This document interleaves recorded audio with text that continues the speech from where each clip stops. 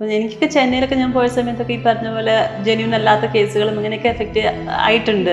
ചിലത് നമുക്ക് പറയാൻ പറ്റൂല, കാരണം നമ്മൾ പറഞ്ഞു കഴിഞ്ഞാൽ നമ്മൾ കുറ്റക്കാരെ മാറും. കാരണം അവിടുത്തെ സീനിയർ ആൾക്കാരൊക്കെ ആയിരിക്കും ഇതൊക്കെ നടത്തുന്നുണ്ടാവുക. അപ്പോൾ അവരവിടെ ഭയങ്കര നീറ്റ് ആൻഡ് ക്ലീൻ ആയിട്ടുള്ള ആൾക്കാരാ, എന്നിട്ടാണ് ഇവർ നമ്മളെ വിടുന്നത്. അവിടെ പോയി അവരുടെ ഭാഗത്ത് ഒരു മിസ്ബിഹേവിങ് ഉണ്ടാവുമ്പോൾ നമുക്ക് റിയാക്ട് ചെയ്യാൻ പറ്റില്ല, കാരണം നമ്മൾ അവിടെ ഒന്നും അല്ലല്ലോ. ഞാൻ തമിഴ് ചെയ്യാൻ പോയപ്പോൾ എനിക്ക് എവിടേക്ക് ശരത് കുമാർ സാറിൻ്റെ വൈഫ് രാധിക മാമിൻ്റെ ആ ഒരു പക്ക ഒരു ട്രഡീഷണൽ ഇതിൽ വരുമ്പം എൻ്റെ വട്ടമുഖം അങ്ങനെയൊക്കെ ആയിട്ട് ആ സമയത്ത് അങ്ങനെ ഉണ്ടെന്ന് പറഞ്ഞിട്ട് രാധിക എന്ന് പേര് പറ്റില്ലെന്ന് പറഞ്ഞിട്ടാണ് എൻ്റെ പേര് മാറ്റിച്ചത്. ഇന്ന് സിനിമയ്ക്കുള്ള ഏറ്റവും വലിയ വെല്ലുവിളി എന്ന് പറയുന്നത് ഈ 1 മിനിറ്റ് റീൽസ് വന്നതാ. കാരണം 1 മിനിറ്റ് റീലിൻ്റെ ഉള്ളിൽ കംപ്ലീറ്റ് സ്റ്റോറി പറഞ്ഞു പോകുന്നുണ്ട്. എന്തിന് നമ്മൾ അതേ ആശയം 2 മണിക്കൂർ തിയേറ്ററിൽ പോയിരുന്ന് കാണുന്നു? രേഖാചിത്രത്തിൽ ഇന്ദ്രൻ ചേട്ടൻ്റെ ഒരു ഡയലോഗ് ഉണ്ട്, സിനിമ നിങ്ങൾക്കായിട്ട് ഒരെണ്ണം കരുതി വെച്ചിട്ടുണ്ടാവും, അത് പിന്നെ ചരിത്രമാവുകയാണ്. അപ്പൊ അതുപോലെ നമുക്ക് റീൽസിനെയോ അല്ലെങ്കിൽ ഇതിനെയോ പറയാൻ പറ്റില്ല. അത് വരും പോവും, അത് കഴിഞ്ഞാൽ ട്രെൻഡ് മാറും, ചിലപ്പോൾ ആ ആളുകളുടെ അക്കൗണ്ട് പോവും, അങ്ങനെയൊക്കെ വരും. പക്ഷെ സിനിമയിൽ നമ്മൾ ഒരെണ്ണം കയറി നിന്ന് കഴിഞ്ഞു കഴിഞ്ഞാൽ അത് ചരിത്രത്തിന്റെ ഭാഗമാവുകയാണ്. സിനിമ തന്നെയാണ്. എല്ലാവരും സ്ട്രഗ്ലിംഗ് ആർട്ടിസ്റ്റ് എന്ന് പറയുന്നതിനെക്കാട്ടും ദിസ് ഇസ് ദ പ്രോസസ്. ഇത് ആക്സെപ്റ്റ് ചെയ്യാൻ പറ്റുന്നവർ ഇവിടെ നിൽക്കും എന്നുള്ളതാണ് അതിന്റെ ഒരു കാര്യം. ആക്സെപ്റ്റ് ചെയ്യുക എന്നുള്ളതാണ് മെയിൻ ആയിട്ട്. നമ്മൾ എന്ത് ഇൻഡസ്ട്രിയിൽ നിൽക്കുന്നു, ഇൻഡസ്ട്രി ഇങ്ങനെയാണ്, ഇതാണ് കാര്യം, നമ്മൾ മനസ്സിലാക്കി നമുക്ക് മുന്നോട്ട് പോകുമ്പോൾ ഒരു പ്രശ്നം ഉണ്ടാവില്ല. നമുക്ക് അവിടെ സസ്റ്റെയിൻ ചെയ്ത് സുഖമായിട്ട് മുന്നോട്ട് പോകാൻ പറ്റും. ഇത് നാളെ മാറുമായിരിക്കും, ഇത് ഇങ്ങനെയാവുമായിരിക്കും നമ്മൾ പ്രതീക്ഷിച്ചുകൊണ്ട് പോവുകയാണെങ്കിൽ ഒന്നും മാറാൻ പോകുന്നില്ല ലൈഫ് ലോങ്. കാരണം ഈ ഇൻഡസ്ട്രി അങ്ങനെയാണ്. ഏറ്റവും ലേറ്റസ്റ്റ് ആയിട്ടുണ്ടായ എക്സ്പീരിയൻസ് ജയിലർ 2ന്റെ ടീമിൽ നിന്ന് വിളിച്ചു. അപ്പൊ അവര് ഓഡിഷൻസ് കൊടുത്തിട്ട് നമ്മൾ പ്രൊഫൈൽ കൊടുത്ത് അവരെ ഷോർട്ട് ലിസ്റ്റ് ചെയ്തിട്ട് വിളിക്കുകയാണ് ഓഡിഷന്. ജയിലർ 2 വിളിച്ചപ്പോ ജയിലർ 2 ടീം എന്നൊക്കെ പറഞ്ഞപ്പോ ഞാൻ നിങ്ങൾ ഉടായ്പാണെന്ന് പക്ഷെ അത് ജെന്യുവൻ ആയിരുന്നു. ചില സ്ഥലത്ത് ഒരു ആവശ്യമില്ല, കുറെ പേയ്മെന്റ് ഒക്കെ അങ്ങ് പറയും, അവർക്ക് തന്നെ അറിയാൻ തരാൻ പറ്റും. പിന്നെ പറയാൻ നിൽക്കണ്ട, കഴിയുമ്പോൾ അത് മാറ്റിയിട്ട് അയ്യോ ഇപ്പൊ ഇങ്ങനെ ആദ്യമേ പറഞ്ഞാൽ അപ്പൊ നമ്മളും അതനുസരിച്ചാണോ നിൽക്കുക. ചിലപ്പോൾ നമ്മൾ ഈ ഒരു സാധനം കണ്ടിട്ട് കുറെ കാര്യം നമ്മൾ പ്ലാൻ ചെയ്യണ്ടാവും. കാരണം നമുക്കും ഇലക്ട്രിസിറ്റി ബില്ല് കൊടുക്കണം, റെന്റ് കൊടുക്കണം. പല ആൾക്കാരും ഇത് നമ്മളൊരു എന്റർടൈൻമെന്റ് ആയിട്ട് വെറുതെ എത്രയോ കാശ് കയ്യിൽ വെച്ചിട്ട് ഇവരൊക്കെ എന്തിനാ ഇതൊക്കെ ചെയ്യുന്നതെന്ന് ചോദിക്കുന്ന ആൾക്കാർ, കുറെ ആൾക്കാർ അങ്ങനെ ചോദിക്കുന്ന ഞാൻ കേട്ടിട്ടുണ്ട്. ഞാൻ ഇപ്പോഴും റേഷനറി വാങ്ങുന്ന ആളാണ്. ഇപ്പോഴും ചിലപ്പോൾ ലാലേട്ടൻ ചിലപ്പോൾ കടത്തിലായിരിക്കും. പല പറയാൻ പറ്റില്ല, നമുക്ക് കിട്ടാത്ത സ്ഥലങ്ങൾ ഉണ്ടാവാം. ലൈഫിന് ഇങ്ങനെ ഒരു വശമുണ്ട്. എന്തൊക്കെ ഉണ്ടെങ്കിലും ചിരിച്ചുകൊണ്ട് ക്യാമറയ്ക്ക് മുന്നിൽ വരാൻ പാടുള്ളൂ. അതൊരു വലിയ റിയാലിറ്റിയാണ്. കാരണം നമുക്ക് ജെന്യൂൻ ആയിട്ട് നമ്മൾ എന്താന്നുള്ളത് നമുക്ക് ആളുകളിലേക്ക് കാണിക്കാൻ പറ്റില്ല. അത് കാണിക്കുന്നിടത്ത് നമ്മൾ തീർന്നു. ഹായ് ഹലോ നമസ്കാരം. സൈന സത് പ്ലസിന്റെ എല്ലാ പ്രേക്ഷകർക്കും സ്വാഗതം. This is me Shijina Jose Prakash. തകർന്ന ഏറ്റവും പുതിയ ചിത്രത്തിന്റെ വിശേഷങ്ങളുമായിട്ട് ഇന്നെൻ്റെ കൂടെ ജോയിൻ ചെയ്യുന്നത് ഈ സിനിമയിലെ പ്രധാന വേഷങ്ങൾ കൈകാര്യം ചെയ്ത 3 പേരാണ്. ഒരുപാട് സ്നേഹത്തോടെ സ്വാഗതം ചെയ്യാണ്. നമസ്കാരം. Thank you.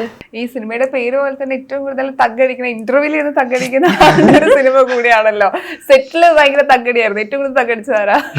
അല്ല, എനിക്ക് ധ്യാനമായിട്ട് എനിക്ക് കോമ്പിനേഷൻ സീൻസ് ഒന്നും ഉണ്ടായിരുന്നില്ല. അപ്പം അങ്ങനെ ധ്യാനം ഞാൻ കണ്ടത് എപ്പോഴും സിനിമയുടെ പുറത്തുള്ള ഓരോ പരിപാടികൾ വെച്ചിട്ട് ഞാൻ അല്ലാതെ ഒരു ഷോ ചെയ്തപ്പോഴും ഏഷ്യാനെറ്റ് ഷോ ചെയ്തപ്പോൾ അങ്ങനെയൊക്കെയാണ് ധ്യാനം ഞാൻ കണ്ടിട്ടുള്ളത്.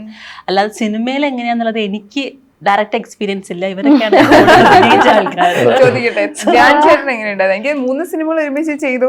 അപ്പൊ ഒരു ആക്ടർ എന്ന രീതിയിലും പേഴ്സണലായിട്ട് നമുക്ക് ആളെ അടുത്തറിയാലോ. ഈ കാണുന്ന ആളെ ഞാൻ കഴിഞ്ഞ ദിവസങ്ങളിലൊക്കെ ഇങ്ങനെ പറയണ്ടായി. ഫസ്റ്റ് ടൈം ഞാൻ ആ സിനിമയിൽ പോകുമ്പോൾ ഇത് രണ്ടും അല്ല, ഉജ്ജ്വലനും അല്ല തഗ്ഗും അല്ലാത്ത ഒരു സിനിമയാണ്.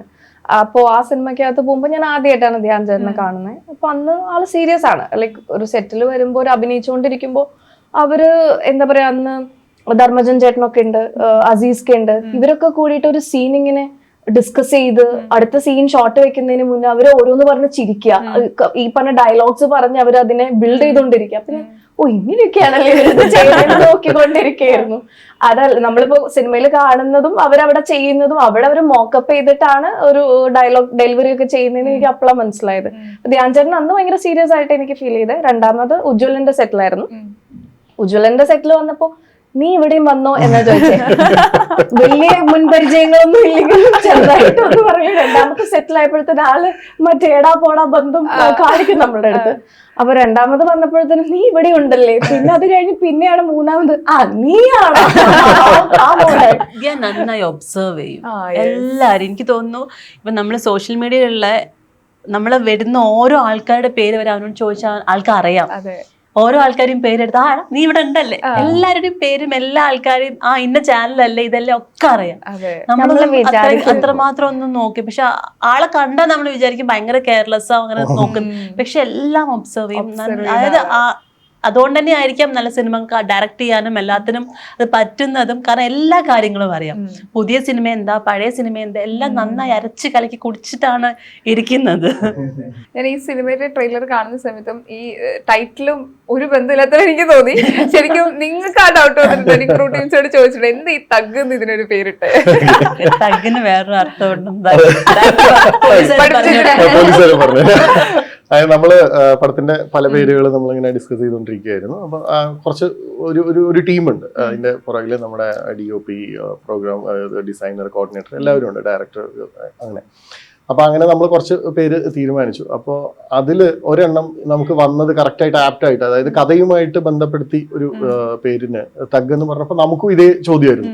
തഗ് എന്ന് പറയുമ്പോൾ ഈ കറുത്ത കണ്ണടയൊക്കെ വെച്ച് സിഗരറ്റ് ഒക്കെ വെച്ച് വരുന്ന ആ ഒരു ഇതല്ലേ, അപ്പൊ ഒരു കൗണ്ടർ കൊടുക്കുക എന്നൊക്കെ പറഞ്ഞിട്ട്. അപ്പൊ ആ ഒരു ലെവലിൽ നിന്ന് മാറിയിട്ട് അത് എന്തുകൊണ്ട് എന്ന് ചോദിച്ചപ്പോൾ അതിന് കറക്റ്റായ ഡെഫിനിഷൻ ഇങ്ങനെയാണ്. അതായത് ഒരു ക്രൈമിൽ ഏർപ്പെടുന്നതിന് മുൻപ് ഒരു വ്യക്തി എത്രത്തോളം വയലന്റ് ആവുന്നു ആ സിറ്റുവേഷൻ, അല്ലെങ്കിൽ അങ്ങനെയുള്ള ഒരു വ്യക്തിയെ നമുക്ക് തഗ് എന്ന് പറയാം.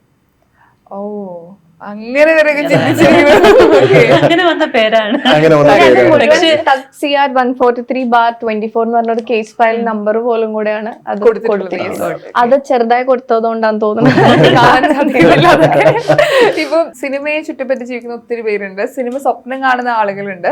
സിനിമയിൽ എത്തിപ്പെടണം, ഒരു വേഷം ചെയ്യണമെന്ന് ആഗ്രഹിക്കുന്നവരുണ്ട്. ഇപ്പം ഒത്തിരി വർഷമായിട്ട് ഈ ഫീൽഡിൽ നിൽക്കുന്ന ഒരാളാണ്. അപ്പം ഒരു വിഭാഗം ആളുകൾ പറയും ഇപ്പൊ സോഷ്യൽ മീഡിയയിൽ ആക്റ്റീവായിട്ടുള്ള നിൽക്കുന്ന ആളുകൾക്ക് സിനിമ വളരെ എളുപ്പമാണ്, എളുപ്പത്തിൽ കിട്ടുമെന്ന് പറയും. ശരിക്കും അങ്ങനെ എളുപ്പത്തിൽ കിട്ടും? ഒരിക്കലും ഇല്ല. കാരണം സിനിമ എന്ന് പറഞ്ഞാൽ അത് ശരിക്കും എനിക്ക് തോന്നുന്നു അതൊരു സംഭവിക്കേണ്ട കാര്യമാണ്. അതിന് ഒരുപാട് ഘടകങ്ങളുണ്ട്. അതൊന്ന് ഫെയ്ത്ത് എന്ന് പറയുന്ന സംഭവം, അത് നമ്മൾ എന്തൊക്കെ കളിച്ചിട്ടും കാര്യമില്ല. സിനിമ നമ്മളെ തേടി വരണം. നമ്മൾ എത്ര സിനിമയിലേക്ക് പോയി അതിന്റെ പുറകെ നടന്നിട്ടും കാര്യമില്ല. ഒരു സമയം ഉണ്ടാകുമ്പോൾ അത് ഏത് സമയമാണെന്ന് നമുക്ക് പറയാൻ പറ്റില്ല. അത് നമ്മളെ തേടി വന്നാൽ പിന്നെ നമ്മൾ അതിന്റെ കൂടെ മാക്സിമം നിൽക്കുക എന്നുള്ളതാണ്. ആ സമയത്ത് എപ്പോഴെങ്കിലും നമ്മളൊന്ന് ബാക്കോട്ട് വലിഞ്ഞാലും മതി, പിന്നെ അത് നമ്മളെ വിട്ടു പോവുകയും ചെയ്യും. അങ്ങനെ ഒരു കണക്ഷൻ എനിക്ക് അറിഞ്ഞൂടെ. അതുപോലെ തന്നെ സിനിമേന്റെ കാര്യത്തിൽ ഇപ്പം എൻ്റെ അച്ഛൻ ഈ ഫീൽഡിലുള്ള ആളാണ്. അപ്പം അച്ഛനിടയ്ക്ക് പറയുന്ന ഒരു കാര്യമാണ്, വൺ സിനിമ വിട്ടുപോയാൽ പിന്നെ തിരിച്ചൊരു വരവ് അത് ഇന്നേ വരെ മലയാളത്തിൽ ഒരാൾക്കും പറ്റിയിട്ടില്ല എന്ന് പറയും. അപ്പൊ നമ്മൾ നോക്കും, ഇപ്പൊ ഞാൻ ആലോചിക്കും ശരിയാണ്.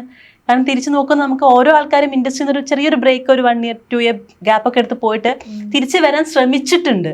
വന്നപ്പം പഴയ ആള് വന്നു എന്നതുകൊണ്ട് 1 or 2 സിനിമ ചിലപ്പോൾ കിട്ടി, അല്ലെങ്കിൽ അത് ആൾക്കാരെ ആക്സെപ്റ്റ് ചെയ്തു. അവിടെ നിന്ന് അങ്ങോട്ട് അവർക്ക് ഗ്രോത്ത് ഇല്ല. പക്ഷെ ഉണ്ടായിരുന്ന സമയത്ത് അവർ നല്ലോണം ഗ്രോത്ത്, അവരുടെ ഒരു പ്ലേസ് നന്നായി സിനിമയിൽ വെച്ച ആൾക്കാരാണ്. അപ്പൊ അവിടെ നിന്ന് അങ്ങ് വിട്ടു പോയി കഴിഞ്ഞാൽ അപ്പം അത് ചിലപ്പോൾ അങ്ങനത്തെ ഒരു കണക്ഷൻ ഈ ഒരു ഇൻഡസ്ട്രിക്ക്, അത് മേ ബി ആൾക്കാര്, ഇതൊരു എന്റർടൈൻമെന്റ് ഇൻഡസ്ട്രിയാണ്. അപ്പം അത് ഓരോ ദിവസം മുഖങ്ങൾ മാറി മാറി മാറി വന്നുകൊണ്ടിരിക്കുന്നുണ്ട്. അപ്പം ഒരാൾ എപ്പോഴും നമ്മൾ നിറഞ്ഞു നിന്നാൽ മാത്രമേ നമ്മളെ കാണുള്ളൂ. അപ്പൊ സോഷ്യൽ മീഡിയ അതിനൊരു നമുക്ക് കൂടെ സിനിമയിൽ നമ്മൾ പോകുമ്പം കൂടെ നമുക്ക് സപ്പോർട്ടിംഗ് ആയിട്ട് കൊണ്ടുപോകാൻ വേണ്ടിയിട്ട് ഓക്കെ ഫൈൻ ഗുഡ് ആണ്. കാര്യം എന്താ വെച്ചാൽ ഞാൻ ഇവിടെ ഉണ്ടിട്ടോ അറിയിക്കാനായിട്ട് അതിന് നല്ലതാണ്. കാരണം അത് നമ്മൾക്ക് ഈ ഒരു കരിയർ പോകുമ്പോൾ അതിനെ കൂടെ പാരലായിട്ട് കൊണ്ടുപോകാൻ പറ്റും. അല്ലാതെ അവിടെ അത് കൊണ്ടുപോയിട്ട് ഇവിടേക്ക് എത്താമെന്ന് വിചാരിച്ച ഒരു കാര്യമില്ല. കാരണം ഒട്ടുമിക്ക ക്രിയേറ്റീവ് ആയിട്ടുള്ള ആളുകളൊന്നും സോഷ്യൽ മീഡിയ ഫോളോ ചെയ്യുന്ന ആൾക്കാരല്ല. കാരണം അതിന്റെ വഴിയെ പോയി കഴിഞ്ഞാൽ സോഷ്യൽ മീഡിയ എന്ന് വെച്ചാൽ ഇപ്പൊ റീൽസ് ഒക്കെ നമ്മളൊരു 1 minute കംപ്ലീറ്റ് കണ്ടന്റ് പറയുന്നത്. ഇന്ന് സിനിമയ്ക്കുള്ള ഏറ്റവും വലിയ വെല്ലുവിളി എന്ന് പറയുന്നത് ഈ 1 minute റീൽസ് വന്നതാ. കാരണം 1 minute റീലിന്റെ ഉള്ളിൽ കംപ്ലീറ്റ് സ്റ്റോറി പറഞ്ഞു പോകുന്നുണ്ട് അല്ലെ. ഒരു കാര്യം നമുക്ക് പറയേണ്ട ഒരു കംപ്ലീറ്റ് ആശയം 1 minute നമുക്ക് കിട്ടുമ്പോൾ എന്തിനു നമ്മൾ അതേ ആശയം 2 മണിക്കൂർ തിയേറ്ററിൽ പോയിരുന്ന് കാണണം? ആൾക്ക് എളുപ്പത്തിൽ അതല്ലേ. അപ്പം അവിടെ പോയിരുന്നിട്ട് ഇതാണോ, ഇത് കാണാനാണോ ഞാൻ ഇത്രയും നേരം വന്നത്? അപ്പൊ അവിടെ പോയിട്ടും സെയിം ആണ്. ഒരു സിനിമയിൽ എപ്പോഴെങ്കിലും നമുക്ക് ചെറിയൊരു ലാഗ് അടിച്ചാൽ അപ്പൊ മൊബൈൽ എടുത്തിട്ട് അതാ പോകുന്നത്. അതോടെ സിനിമ വിട്ടു. പിന്നെ അത് കഴിഞ്ഞ് ഇറങ്ങുമ്പോൾ റിവ്യൂ ചോദിക്കുമ്പോൾ പകുതിയും കണ്ടിട്ടില്ല, മൊബൈലിൽ കളിക്കുകയായിരുന്നു. ഇവിടെ വരുമ്പോ ഇതാണ് ഓക്കെ, എളുപ്പത്തിൽ പറഞ്ഞു കഴിഞ്ഞാൽ ഇതാണ് ഇപ്പൊ നടന്നുകൊണ്ടിരിക്കുന്നത്. അപ്പൊ അതുകൊണ്ട് ഇപ്പൊ തിയേറ്ററിൽ ആൾക്കാരെ എത്തിക്കുക എന്ന് പറയുന്നത് ഒന്നും ഈസി ആയിട്ടുള്ള കാര്യമല്ല. അപ്പൊ സോഷ്യൽ മീഡിയ എന്ന് പറയുന്നത് ഇതിന്റെ കൂടെ സപ്പോർട്ടിംഗ് ആയിട്ട് നമുക്ക് കൊണ്ടുപോകാം. മറ്റേത് കംപ്ലീറ്റ് ആയിട്ട് cinema is completely different thing. അതിനായിട്ട് നമ്മൾ ഒബ്സർവ് ചെയ്ത് അതിനായിട്ട് വർക്ക് ചെയ്ത് അതിന്റെ പുറകെ നടന്നത്. എനിക്കൊക്കെ പറ്റുന്ന വെച്ചാൽ ഞാൻ അങ്ങനെ ഒരു പാഷനേറ്റ് അല്ലാത്തതുകൊണ്ടാണ് സത്യം പറഞ്ഞാൽ ഞാൻ അവിടെ അങ്ങനെ ഉണ്ടാവാതെയായി പോകുന്നത്. ബിക്കോസ് അത്ര പാഷൻ ഉണ്ടെങ്കിൽ ഞാനും അതിന്റെ വഴി എല്ലാവരെയും വിളിച്ച് കണക്ട് ചെയ്ത് അങ്ങനെ പോകുമ്പോൾ എനിക്ക് ചിലപ്പോൾ സിനിമകൾ കിട്ടി അങ്ങനെ പോവായിരിക്കും. പക്ഷെ ഞാൻ അത്ര ആ ഒരു പാഷൻ അങ്ങനെ എടുത്തിട്ടില്ല, എനിക്കറിയില്ല, അങ്ങനെ വന്നിട്ടില്ല എനിക്ക്. അപ്പൊ അതുകൊണ്ട് ഞാൻ എപ്പോഴും ഇങ്ങനെ അവിടെ ഇവിടെയൊക്കെ ചാടി ചാടി പോകുന്നുണ്ട്. അവിടെ ഇവിടെയൊക്കെ ആയിട്ട് സസ്റ്റൈൻ ആയിട്ട് ഇൻഡസ്ട്രിയിൽ നിന്ന് പോകുന്നുണ്ട്. ഈ പറഞ്ഞ കാര്യം അതിൽ. പക്ഷെ സോഷ്യൽ മീഡിയയുടെ കാര്യത്തില് ഇങ്ങനെ ഒരു അടുത്ത ഒരു ഇതായിട്ട് വെക്കാൻ പറ്റില്ല, കാരണം ലൈഫില്ല. എനിക്ക് രേഖാചിത്രത്തിൽ ഇന്ദ്രൻസ് ചേട്ടന്റെ ഒരു ഡയലോഗ് ഉണ്ട്, അതായത് സിനിമ നിങ്ങൾക്കായിട്ട് ഒരെണ്ണം കരുതി വെച്ചിട്ടുണ്ടാവും, അത് പിന്നെ ചരിത്രമാവുകയാണ്. അപ്പൊ അതുപോലെ നമുക്ക് റീൽസിനെയോ അല്ലെങ്കിൽ ഇതിനെയോ പറയാൻ പറ്റില്ല. അത് വരും പോവും, അത് കഴിഞ്ഞാൽ ട്രെൻഡ് മാറും, ചിലപ്പോൾ ആ ആളുകളുടെ അക്കൗണ്ട് പോവും, അങ്ങനെയൊക്കെ വരും. പക്ഷെ സിനിമയിൽ നമ്മൾ ഒരെണ്ണം കയറി നിന്ന് കഴിഞ്ഞു കഴിഞ്ഞാൽ അത് ചരിത്രത്തിന്റെ ഭാഗമാവുകയാണ്. അപ്പൊ അതുകൊണ്ട് സിനിമ തന്നെയാണ്. ഇപ്പൊ ഒരു സിനിമയിൽ വരുന്ന പുതുമുഖം ആയതുകൊണ്ട് തന്നെ ഇപ്പൊ സിനിമയിൽ എപ്പോഴും നിലനിൽപ്പ് എന്ന് പറയുന്നത് എത്രത്തോളം എളുപ്പമാണ്? അത് ഞാൻ നേരത്തെ പറഞ്ഞ പോലെ ഞാൻ ഭയങ്കര ഏർലി സ്റ്റേജിൽ നിൽക്കുന്ന ഒരാളാണ്. പക്ഷെ I think it's quite very challenging. അത് എത്രത്തോളം ഇത് പുറത്തോട്ട് ആളുകൾ അറിയുന്നുണ്ടെന്നുള്ളത് എനിക്കറിയില്ല. നമ്മള് ഇപ്പോ വരുന്നെന്ന് പറഞ്ഞ പണ്ട് കുറച്ചും കൂടി ടാലന്റ് ഉള്ള ഒരാൾക്കാരെ കണ്ടു കഴിഞ്ഞിട്ടുണ്ടെങ്കിൽ അങ്ങോട്ട് കാസ്റ്റ് ചെയ്യുന്ന ഒരു രീതിയൊക്കെ ഉണ്ട്. സാധിക ചേച്ചിയുടെ സമയത്തൊക്കെ ഇപ്പോഴും ഒരു ടാലന്റ് ഉള്ള ഒരാളെ കണ്ടു കഴിഞ്ഞാൽ അത് കാസ്റ്റ് ചെയ്യാനായിട്ട് ഡയറക്ടേഴ്സ് അങ്ങോട്ട് വിളിക്കുന്നു, പ്രൊഡക്ഷൻ ടീം അങ്ങോട്ട് വിളിക്കുന്നു, അല്ലെങ്കിൽ ഇന്നൊരു ആൽബം ചെയ്തൊരു കുട്ടി, അല്ലെങ്കിൽ ഇന്നൊരു ഷോർട്ട് ഫിലിം ചെയ്ത കുട്ടി എന്ന് പറയുന്ന ഒരു റെക്കഗ്നിഷൻ ഉണ്ട്. പക്ഷെ ഇന്ന് ഷോർട്ട് ഫിലിം ചെയ്ത് കണ്ടാൽ അതൊരു യൂട്യൂബ് ഓഡിയൻസിലേക്കാണ് പോകുന്നത്. അതൊരു വേറൊരു ഓഡിയൻസ് അല്ലെങ്കിൽ സിനിമ ഓഡിയൻസിലേക്ക് ഇപ്പോ രണ്ട് ഡിറ്റാച്ച്ഡ് ആയിട്ട് എല്ലാം പോകുന്നത്. സോഷ്യൽ മീഡിയ ഒരു രീതിയിൽ, സിനിമ ഒരു രീതിയിൽ, യൂട്യൂബ് ഇൻഡസ്ട്രി ഒരു രീതിയിൽ. അപ്പൊ ഇതെല്ലാം അങ്ങോട്ടും ഇങ്ങോട്ടും കണക്റ്റഡ് ആണോ എന്ന് ചോദിച്ചാണ്, പക്ഷെ ഓരോന്നിനും വേറെ വേറെ അപ്രോച്ചും ആണ്. അപ്പോൾ പുതിയ ഒരാള് എന്ന നിലയ്ക്ക് നമുക്ക് കണ്ടിന്യൂസ് ആയിട്ട് വളരെ അഗ്രസീവ് ആയിട്ട് ഓഡിഷൻസ് അറ്റൻഡ് ചെയ്യണം. എല്ലാ ഓഡിഷൻസും നമുക്ക് വർക്ക് ആവുന്നതല്ല. ഇനി ഓഡിഷൻസ് വർക്ക് ആയാലും അതിൽ എന്ത് ടൈപ്പ് ക്യാരക്ടേഴ്സിനാണ് അവർ ഓഡിഷൻ വെക്കണെന്നുള്ളത് ആ സിനിമ ചെയ്യുന്ന ആൾക്കാരുടെ ചോയ്സ് ആണ്. അത് നമുക്കൊന്നും ചെയ്യാനില്ല. പിന്നെ അത് ഫെയർ ആയിട്ടുള്ള ഓഡിഷൻ ആണോ എന്നുള്ളത് നമുക്ക് ഒട്ടും പറയാൻ പറ്റുന്ന ഒരു പ്രോസസ് പറ്റിക്കപ്പെട്ടിട്ടുണ്ട്. ഒത്തിരി ഞാൻ കേട്ടിട്ടുണ്ട്. പക്ഷെ അതിലും ശരിക്കും ഉണ്ടോ നിങ്ങൾ ഓഡിഷനിലും? ഇപ്പൊ നമ്മൾ ഒരു ദിവസം മുഴുവൻ ഓഡിഷന് പോയി നിന്ന് ഓഡിഷൻ ചെയ്ത് കഴിഞ്ഞിട്ട് ചിലപ്പോൾ അവർ വിളിക്കും, ഓക്കെ നിങ്ങൾ ഷോർട്ട് ലിസ്റ്റഡ് ആയിട്ടുണ്ട്. എന്നിട്ട് ചിലപ്പോൾ കോഴിക്കോട്, തിരുവനന്തപുരം അങ്ങനെ ദൂരെയുള്ള സ്ഥലങ്ങളിൽ രണ്ടാമതും നമ്മൾ ഓഡിഷൻ ചെയ്യാൻ പോയിട്ട് നിങ്ങൾക്ക് യോജിച്ച കഥാപാത്രം ഈ സിനിമയ്ക്കകത്ത് ഇല്ല, ബി ആർ സോറി എന്ന് പറഞ്ഞ മെസ്സേജ് ചെയ്യുന്നവരുണ്ട്. അപ്പം എന്തിനാണ് ഈ 2 തവണ വിളിച്ച് ഓഡിഷൻ ചെയ്ത് ഇത്ര കഷ്ടപ്പെടുത്തുന്നത് if there is no role അല്ലെങ്കിൽ if there is no character? അപ്പോ അത് മാത്രമല്ല, സോഷ്യൽ മീഡിയയിൽ ചേച്ചി പറഞ്ഞ പോലെ നമ്മുടെ പ്രസൻസ് എപ്പോഴും നമ്മൾ ഇത് ചെയ്യണം. ഇപ്പൊ ഞാനൊരു കോണ്ടന്റ് ക്രിയേറ്റർ ഒട്ടും തന്നെ ആ വൈബില്ലാത്ത ഒരാളാണ്. അതല്ലെങ്കിൽ ഞാൻ പഠിച്ചു വന്നതോ അല്ലെങ്കിൽ ചെയ്തു വന്നതോ ഒരു സംഭവത്തിനകത്ത് ഒരിക്കലും എനിക്ക് അങ്ങനത്തെ ഒരു ബാക്ക്ഗ്രൗണ്ട് ഇല്ല, അല്ലെങ്കിൽ മോഡലിംഗ് സംഭവങ്ങളില്ല. പക്ഷെ ഞാൻ അത് ചെയ്യേണ്ടി വന്നു. ആ ഫ്ലെക്സിബിലിറ്റി നമ്മൾ ഇതിനകത്ത് കാണിച്ചാൽ മാത്രമേ ഇവിടെ നിൽക്കാൻ പറ്റുള്ളൂ. അതൊരു കാര്യം. പിന്നെ അതൊരു കോൺസ്റ്റന്റ് സ്ട്രഗിൾ ആണ്. നമ്മൾ എവിടെയും സ്റ്റോപ്പ് ചെയ്യാൻ പറ്റില്ല.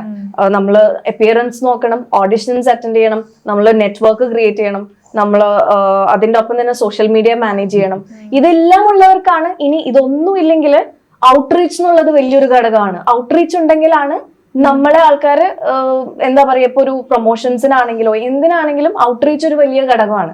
ഇതൊന്നും കുറ്റപ്പെടുത്താൻ പറ്റുന്ന കാര്യമല്ല. അതൊരു സിനിമയുടെ ഓവറോൾ സിനിമയുടെ മാർക്കറ്റിനെ അടിസ്ഥാനപ്പെടുത്തുന്ന കാര്യങ്ങളാണല്ലോ ഇതിനകത്ത് അഭിനയിക്കുന്നവരും കാര്യങ്ങളെല്ലാം.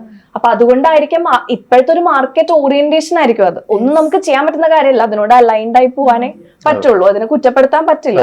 This is the current process which is quite difficult. ഇനി ഒരാൾ വന്നാലും അടുത്തൊരു വർക്കിലേക്ക് എങ്ങനെ എന്നുള്ളത്, ഒരു വർക്കിൽ നമ്മൾ വന്നു, ഇനിയിപ്പോ നായികയായിട്ട് തന്നെ വന്നു എന്ന് വിചാരിക്കുക, അങ്ങനെ വന്നാൽ പോലും ഇറ്റ്സ് നോട്ട് ഗ്യാരണ്ടീഡ്. അടുത്ത ഒരു വർക്ക് നമുക്ക് എൻഷുർ ചെയ്യാൻ പറ്റില്ല അത് ത്രൂ. അതൊരു കോൺസ്റ്റന്റ് ഒരു ജഗ്ൽ ചെയ്തുകൊണ്ടേ ഇരിക്കുന്ന ഒരു പ്രോസസ്സാണ്. ഇതിന്റെ ഏറ്റവും ബെസ്റ്റ് പാർട്ട് നമ്മൾ എത്രയും പെട്ടെന്ന് മനസ്സിലാക്കുന്നു, അത്രയും ഡിപ്രഷനും സ്ട്രെസ്സും ഒക്കെ വലിയൊരു കാര്യമാണ്. ഇപ്പം നമ്മൾ ഇതിന്റെ കൂടെ തന്നെ ഒരു ഓൾട്ടർനേറ്റീവ് ഇൻകം വേണം. അല്ലെങ്കിൽ ഇപ്പൊ നമുക്ക് ഇപ്പൊ മോഡലിംഗ് ഗിഗ് ഒക്കെ ചെയ്യുന്നത് അവിടെയാണ്. ഇനിയിപ്പോ മോഡലിംഗ് ഗിഗ് ചെയ്യുമ്പോൾ അതിനകത്തും പ്രശ്നമുണ്ട്, പേയ്മെന്റ് കറക്റ്റ് ആയിട്ട് ചെയ്യില്ലാത്ത പ്രശ്നമുണ്ട്. ഇപ്പൊ ഒരു ദിവസം വന്നിട്ട് ഫുൾ ഡേ നിന്നിട്ട് ഓക്കെ ഇന്നത്തെ പേയ്മെന്റ് ഒരു 2000 രൂപയുള്ളൂ കേട്ടോ, എനിക്ക് ഇത്ര തരാൻ പറ്റുള്ളൂ എന്ന് പറയുന്നത് അപ്പൊ നമുക്കൊന്നും ചെയ്യാൻ പറ്റില്ല. അപ്പം അപ്പൊ ഇങ്ങനെയൊക്കെയാണ് ഇപ്പോഴത്തെ ഇപ്പോഴത്തെ ഒരു ഈ ഇപ്പൊ ഇൻഡസ്ട്രി അല്ലെങ്കിൽ സിനിമയ്ക്ക് അകത്ത് നിൽക്കുന്ന ആൾക്കാര് എങ്ങനെയാണെങ്കിലും ഒരു മെന്റൽ ഹെൽത്ത് പ്രൊഫഷണലിനായിട്ട് കണക്റ്റഡ് ആയിരിക്കണം എന്നുള്ളൊരു സിറ്റുവേഷൻ ഉണ്ട്. അത് എനിക്ക് തോന്നുന്നില്ല ഇവിടെ എസ്റ്റാബ്ലിഷ് ചെയ്തവരെന്നല്ല, എല്ലാവരും തന്നെ അത് വേണം എന്നുള്ളത്. കാരണം അത്രയും അൺസർട്ടനിറ്റീസ് ഉണ്ട്. 3 മാസമൊക്കെ നമ്മളെ വെയിറ്റ് ചെയ്യിപ്പിക്കുക, അതിനുശേഷം വേറൊരാളെ കാസ്റ്റ് ചെയ്തു എന്ന് പറയാ. ഇറ്റ്സ് ഓക്കെ, ബിക്കോസ് അതാണ് സിനിമയ്ക്ക് ഉചിതമായിട്ടുള്ളത് എന്താണോ അതാണ് അവർ ചെയ്യുന്നത്. പക്ഷെ എങ്കിൽ പോലും ദാറ്റ് പ്രോസസ് നമ്മളത് അതിനോട് അക്കസ്റ്റംഡ് ആവാനായിട്ട് it takes time. And also നമ്മളത് അക്സെപ്റ്റ് ചെയ്യാനും റെഡി ആവണം. ആ അൺസർട്ടനിറ്റീസ് ഫേസ് ചെയ്യണം. ആ ഫിയർ ഓഫ് ഫെയിലിയർ മാറണം. അങ്ങനെ കുറെ കാര്യങ്ങളുണ്ട്. So it's a lot. പറഞ്ഞ കാര്യം എന്താന്ന് വെച്ച് കഴിഞ്ഞാല് സിനിമയ്ക്ക് നമ്മളെ ആവശ്യമില്ല, നമുക്ക് ആ സിനിമ ആവശ്യം അല്ലെ. അപ്പൊ പിന്നെ നമ്മൾ ഇതിലൂടെ കടന്നുപോയാൽ പറ്റും. പിന്നെ നേരത്തെ പറഞ്ഞ കൺവെൻഷണൽ മെത്തേഡ് മാറി. പണ്ട് എന്താന്ന് വെച്ച് കഴിഞ്ഞാൽ ഒരു ഫോട്ടോ എടുത്ത് അതിന്റെ പുറകില് അഡ്രസ് ഒക്കെ എഴുതി പേര് വയസ്സ് കാര്യങ്ങളൊക്കെ എഴുതിയിട്ട് ഇത് ഡയറക്ടർക്ക് അയച്ചു കൊടുക്കുക, എന്നിട്ട് അല്ലെങ്കിൽ ഏതെങ്കിലും പ്രൊഡക്ഷൻ കമ്പനികൾക്ക് അയച്ചു കൊടുക്കുക. അത് മാറി ഓഡിഷൻസ് അറ്റൻഡ് ചെയ്യുന്ന ലെവലിലേക്ക് എത്തി. ഓഡിഷൻസ് ആകുമ്പോൾ ഇപ്പൊ 5000 ഓഡിഷൻ ഒക്കെ അറ്റൻഡ് ചെയ്ത ആളുകളെ കണ്ടു. 5000 ഓഡിഷൻ ഒക്കെ അറ്റൻഡ് ചെയ്തിട്ട് സിനിമയിൽ എത്തിയ ആളുകളെ കണ്ടു. അപ്പൊ അത് അതിന്റെ പ്രോസസ്സാണ്. നമുക്ക് അതിന്റെ കൂടെ പോയേ പറ്റും. 5000 ഓഡിഷൻ ഞാനും ഒരു 10-200 പോയിട്ടുണ്ട്. അപ്പൊ ഇത് കോഴിക്കോടും തിരുവനന്തപുരം ഒന്നുമല്ല, ഞാൻ ചെന്നൈക്കൊക്കെ പോയിട്ടുണ്ട്. ഹൈദരാബാദിൽ പോയിട്ട് ഓഡിഷൻ അറ്റൻഡ് ചെയ്തിട്ടുണ്ട്. அம்மா கொஞ்சம் சென்னை வர முடியுமா? എത്രത്തോളം ജെന്യൂൻ ആണ് കാര്യങ്ങൾ എന്തൊക്കെയാ നമുക്ക് പറയാൻ പറ്റില്ല. അപ്പൊ എനിക്കൊക്കെ ചെന്നൈയിലൊക്കെ ഞാൻ പോയ സമയത്തൊക്കെ ഈ പറഞ്ഞ പോലെ ജെന്യൂൻ അല്ലാത്ത കേസുകളും ഇങ്ങനെയൊക്കെ എഫക്ട് ആയിട്ടുണ്ട്. ചില നമുക്ക് പറയാൻ പറ്റൂല, കാരണം നമ്മൾ പറഞ്ഞു കഴിഞ്ഞാൽ നമ്മൾ കുറ്റക്കാരെ മാറും. കാരണം അവിടെ സീനിയർ ആൾക്കാരൊക്കെ ആയിരിക്കും ഇതൊക്കെ നടത്തുന്നുണ്ടാവുക. അപ്പൊ അവരവിടെ ഭയങ്കര നീറ്റ് ആൻഡ് ക്ലീൻ ആയിട്ടുള്ള ആൾക്കാരാണ്. എന്നിട്ടാണ് ഇവര് നമ്മളെ വിടുന്നത്. അവിടെ പോയി അവരുടെ ഭാഗത്ത് ഒരു മിസ്ബിഹേവിങ് ഉണ്ടാവുമ്പോൾ നമുക്ക് റിയാക്ട് ചെയ്യാൻ പറ്റില്ല, കാരണം നമ്മൾ അവിടെ ഒന്നും അല്ലല്ലോ. അപ്പൊ നമ്മൾ എന്ത് ചെയ്യും എന്നുള്ളത് നമ്മൾ അവിടെ എങ്ങനെയെങ്കിലും അവിടുന്ന് ഒരു രക്ഷപ്പെടാതെ ഒഴിവാക്കുക എന്നുള്ളതേ ഉള്ളൂ. പിന്നെ എനിക്കിതുപോലെ ഇതുണ്ടായ സമയത്ത് പിന്നെ അതിനുശേഷം അവരെന്നെ വിളിച്ചു ചോദിച്ചാൽ എന്തെങ്കിലും പ്രശ്നം, ഞാൻ പറഞ്ഞിട്ടുണ്ടായിരുന്നു, പറഞ്ഞില്ല, ഞാൻ അനുഭവിച്ചു പോകുന്നു എന്നുള്ളതേ ഉള്ളൂ. എനിക്ക് ലാസ്റ്റ് ഏറ്റവും ലേറ്റസ്റ്റ് ആയിട്ടുണ്ടായ എക്സ്പീരിയൻസ് ജയിലർ 2ന്റെ ടീമിന്ന് വിളിച്ചു. അപ്പൊ അവര് ഓഡിഷൻസ് കൊടുത്തിട്ട് നമ്മളെ പ്രൊഫൈൽ കൊടുത്ത് അവരെ ഷോർട്ട് ലിസ്റ്റ് ചെയ്തിട്ട് വിളിക്കുകയാണ് ഓഡിഷന്. ജയിലർ 2 വിളിച്ചപ്പോ അമ്മ നാങ്ക എന്താ ജയിലർ 2 ടീം എന്നൊക്കെ പറഞ്ഞപ്പോ ഞാൻ നിങ്ങൾ ഏതാ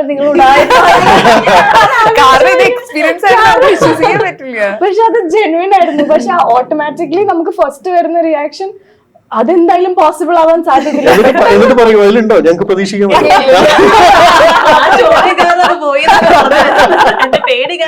അത് പോയോ? ഇല്ല അവര് ഇല്ല, എനിക്ക് അറിയില്ല. ഞാൻ പോയി ചെന്നൈയിലൊക്കെ പോയി, പക്ഷെ അത് അറിയില്ല എന്താവുന്നുള്ളത്. എനിക്ക് സംസാരിക്കാൻ പല ആർട്ടിസ്റ്റിന്റെ മുഖങ്ങൾ എനിക്ക് ഏറ്റവും കൂടുതൽ ആരുടെ പേരാ പറയാ? പറയൂ. ഞാൻ പറയില്ല, സ്വയം ഇങ്ങനെയാ പറയുന്നത്. ഞങ്ങൾക്ക് തോന്നാറുണ്ട് അല്ലെ, ഇയാളെ കാണുമ്പോ നമ്മുടെ മറ്റേ ആക്ട്രസില്ലേ അല്ലേ, മുക്തൻ എല്ലാരും പറയും. നസ്രിയ പരസ്പരം ഓരോരുത്തരുടെ പേര് നസ്രിയത് കാണുന്നുണ്ടെങ്കിൽ ഈ ചിലപ്പോഴും ആളുകൾ പറയും ചില ആർട്ടിസ്റ്റിനെ പോലെ ലുക്ക് ഉണ്ടെങ്കിൽ അത് ഈ കരിയറിൽ അത് ദോഷം ചെയ്യും. ചിലർക്ക് അങ്ങനെ പറയുന്നത് ഇഷ്ടമാവാറില്ല. നിങ്ങൾ എങ്ങനെ എടുക്കുക? ചില ആളുകളെ പോലെ ഉണ്ടെന്ന് പറയും. ഞങ്ങളുടെ ഫിലിമിൽ എങ്ങനെയാന്ന് പറഞ്ഞാൽ ഞങ്ങൾക്ക് ഒരു ജോജു ജോർജ് ഉണ്ട്, ഞങ്ങൾക്ക് ഒരു ഞങ്ങൾക്കൊരു ഭാവനയുണ്ട്, ഞങ്ങൾക്കൊരു നസ്രിയുണ്ട്. ഭയങ്കര സംഭവമാണ്. അതാണ് ഇത്രയും ആളുകൾ ഇഷ്ടക്കൊന്നുമില്ല കേട്ടോ. ഒരു എസ്റ്റാബ്ലിഷ്ഡ് ആയിട്ടുള്ള ആർട്ടിസ്റ്റുകളെ പോലെ നമ്മൾ ഫെമിലിയർ ആയിട്ട് തോന്നുന്നു എന്ന് പറയുന്നതിൽ നമുക്ക് മോശമായിട്ടൊന്നും തോന്നാറില്ല. ഇതില് പ്രശ്നം വരുന്നതെന്ന് വെച്ചാൽ ചില സമയത്ത് കാസ്റ്റ് ചെയ്യുമ്പോഴാണ് പ്രശ്നം വരിക. ഈ പറഞ്ഞ പോലെ തന്നെ എന്റെ പേര് മാറ്റാനുള്ള മെയിൻ റീസൺ അതായിരുന്നു. കാരണം ഒന്ന്, ഞാൻ തമിഴ് ചെയ്യാൻ പോയപ്പോൾ എനിക്ക് എവിടേക്ക് ശരത് കുമാർ സാറിന്റെ വൈഫ് രാധിക മാമിന്റെ ആ ഒരു പക്ക ഒരു ട്രഡീഷണൽ ഇതിൽ വരുമ്പം എന്റെ വട്ടമുഖം അങ്ങനെയൊക്കെ ആയിട്ട് ആ സമയത്ത് അങ്ങനെ ഉണ്ടെന്ന് പറഞ്ഞിട്ട് രാധിക എന്ന് പേര് പറ്റില്ല എന്ന് പറഞ്ഞിട്ടാണ് എന്റെ പേര് മാറ്റിച്ചത്. അപ്പൊ ഇങ്ങനെ പല സിറ്റുവേഷൻസ് ഒക്കെ നമ്മൾ ഫേസ് ചെയ്യേണ്ടി വരും.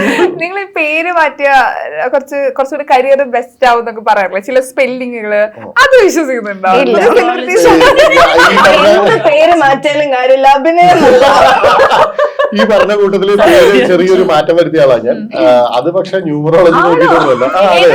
എങ്ങനെയാ? അല്ല, മുഴുവൻ പേര് ദേവി പ്രസാദ് എന്നാണ്. അപ്പൊ ഇവിടെ സെറ്റിൽ വരുമ്പോ എല്ലാവരും ദേവേട്ട എന്ന് വിളിച്ചിട്ട് അപ്പൊ ഞാൻ പറഞ്ഞു സ്ക്രീൻ നെയിമിൽ നമുക്ക് ദേവ് എന്ന് മാത്രം കൊടുത്താൽ മതി. കാരണം ഒരു വിളിക്കാനും സുഖമാണ്, ചുരുങ്ങിയ ലെറ്റർ ആണ്. അപ്പൊ അങ്ങനെ മതി എന്ന് പറഞ്ഞിട്ട് ദേവി പ്രസാദ് എന്നുള്ളത് ചുരുക്കി ദേവ് എന്നാക്കിയിട്ടുണ്ട്. അല്ലല്ല, എന്നെയൊക്കെ കണ്ട അങ്ങനെ പറയുമോ? ആ പുള്ളി എത്ര വലിയ അത് നമുക്ക് ഇവിടെ ഒരാളുണ്ട്, അയാളെ ഉടനെ തന്നെ കാണാം. ഇപ്പൊ നേരത്തെ പറഞ്ഞപ്പോ ഒരു പോയിന്റ് പറഞ്ഞിട്ടുണ്ടായിരുന്നു. ഇപ്പൊ സാധാരണ നമ്മളിപ്പോ ഇത്ര എക്സ്പീരിയൻസ് ആയിട്ടുള്ള ഒരാൾ, ഇപ്പൊ നമ്മളൊരു ഒരു വർക്കിന് പോവാണെങ്കിൽ അവിടെ ഈ പേയ്മെന്റ് കാര്യത്തിൽ എന്തായാലും കുറവ് സംഭവിക്കും. പറഞ്ഞ പേയ്മെന്റ് കൃത്യമായിട്ട് കേൾക്കില്ല. പക്ഷെ ഇത്ര എക്സ്പീരിയൻസ് ആയിട്ടുള്ള നിങ്ങൾക്ക് ഇപ്പോഴും അങ്ങനെ എക്സ്പീരിയൻസിന്റെ ആവശ്യം അതൊക്കെ ഓരോ നിമിത്തം അല്ലെ ഓരോ അവസ്ഥകളാണ്. ഞാനൊക്കെ ഇടയ്ക്ക് ആലോചിക്കാറ് ഞാൻ ചെല്ലുന്ന സ്ഥലമൊക്കെ എങ്ങനെ എല്ലാവർക്കും ദാരിദ്ര്യം അത് ഓരോ സ്ഥലം ഇപ്പൊ നമുക്ക് ഇവിടെ ഇപ്പം ആദ്യമേ ഓൾറെഡി പറഞ്ഞിട്ടുണ്ടായിരുന്നു, രാജ്യത്തെ വിളിച്ചപ്പോൾ ഇതാണ് എമൗണ്ട്, ഇത്രേ പറ്റുള്ളൂ. അപ്പൊ അങ്ങനെ പറഞ്ഞാൽ പേയ്മെന്റ് കിട്ടിക്കഴിഞ്ഞാൽ നമുക്ക് ഒരു കുഴപ്പമില്ല, പ്രശ്നമില്ല. അത് അങ്ങനെയുള്ള സ്ഥലത്ത് നമുക്ക് വർക്ക് ചെയ്യാനും ഇത് സുഖമായിരിക്കും. ചില സ്ഥലത്ത് ഒരു ആവശ്യമില്ല, കുറെ പേയ്മെന്റ് ഒക്കെ അങ്ങ് പറയും, അവർക്ക് തന്നെ അറിയാൻ തരാൻ പറ്റും. പിന്നെ പറയാൻ നിൽക്കണ്ട. അവസാനം ആവുമ്പോ പിന്നെ എന്താവെന്ന് വെച്ചാൽ കഴിയുമ്പോൾ അത് മാറ്റിയിട്ട് അയ്യോ ഇപ്പൊ ഇങ്ങനെ എന്നാ പിന്നെ ആദ്യമേ പറഞ്ഞത്. അപ്പൊ നമ്മളും അതനുസരിച്ചാണോ നിൽക്കുക. ചിലപ്പോ നമ്മൾ ഈ ഒരു സാധനം കണ്ടിട്ട് കുറെ കാര്യം നമ്മൾ പ്ലാൻ ചെയ്യണ്ടോ. കാരണം നമുക്കും ഇലക്ട്രിസിറ്റി പണി വെറുതെ അല്ലല്ലോ. ഈ പണി നമ്മുടെ ജോലിയാണല്ലോ ഇത്. പല ആൾക്കാരും ഇത് നമ്മളൊരു എന്റർടൈൻമെന്റ് ആയിട്ട് വെറുതെ എത്രയോ കാശ് കയ്യിൽ വെച്ചിട്ട് ഇവരൊക്കെ എന്തിനാ ചെയ്യുന്നതെന്ന് ചോദിക്കുന്ന കുറെ ആൾക്കാർ അങ്ങനെ ചോദിക്കാൻ ഞാൻ കേട്ടിട്ടുണ്ട്.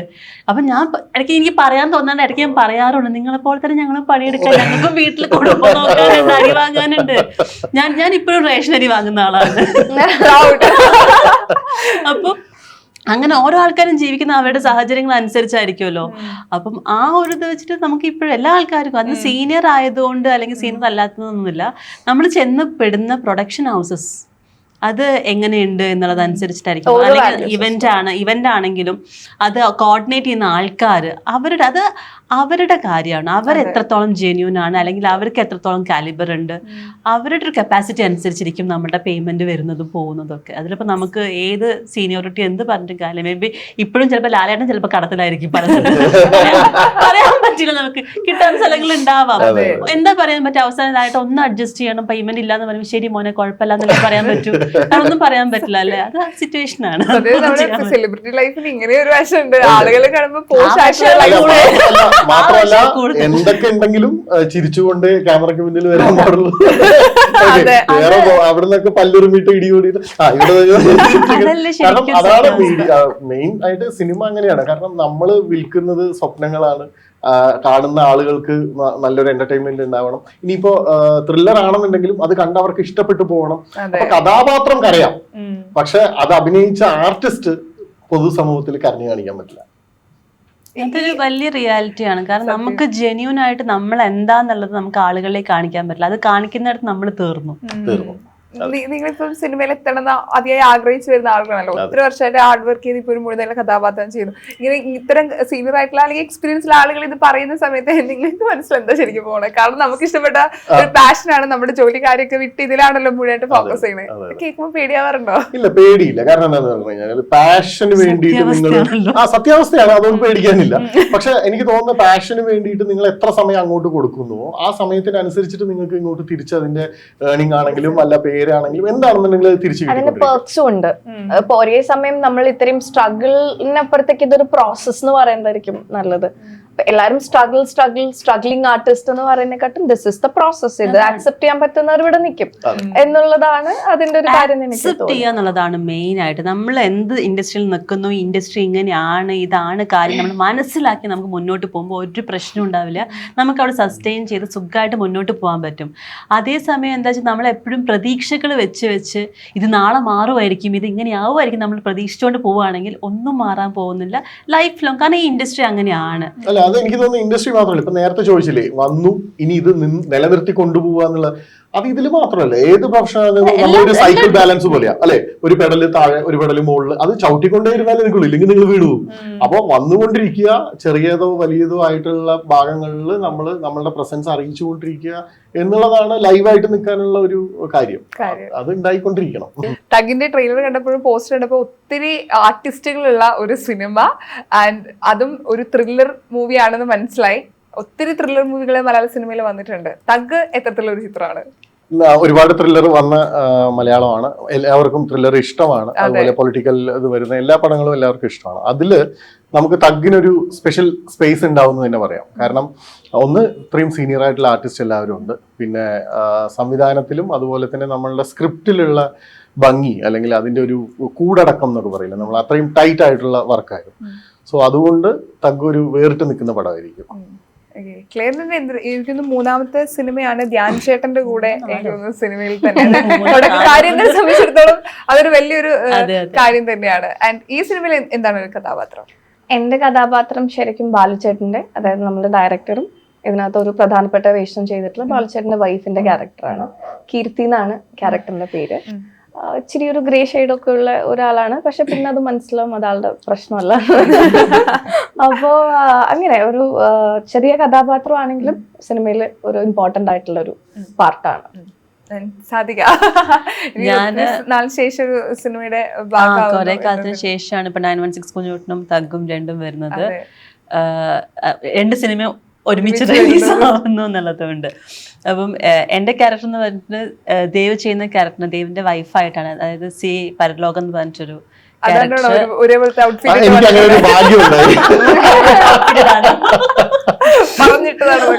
ആക്ച്വലി അല്ല, ഇന്ന് അറിയാതെ സംഭവിച്ചതാണ്. കാരണം ഈസിലി ആക്സസിബിൾ, നമുക്ക് എപ്പോഴും ബ്ലാക്ക് ഒക്കെ ആയിരിക്കും. എനിക്കൊന്ന് ഈ സിനിമയിലൂടെ നിങ്ങളുടെ ലൈഫ് മാറി മാറിയിട്ട് ഞാനും ആഗ്രഹിക്കുകയാണ്.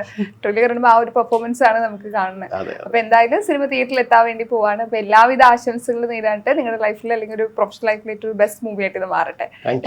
ഒത്തിരി സന്തോഷമുണ്ട് ഇങ്ങനെ ഓപ്പർച്യൂണിറ്റി നൽകിയാൽ. ഞാൻ ഫസ്റ്റിലെ പറഞ്ഞു വിചാരിച്ചു യു ലുക്ക് സോ ബ്യൂട്ടിഫുൾ.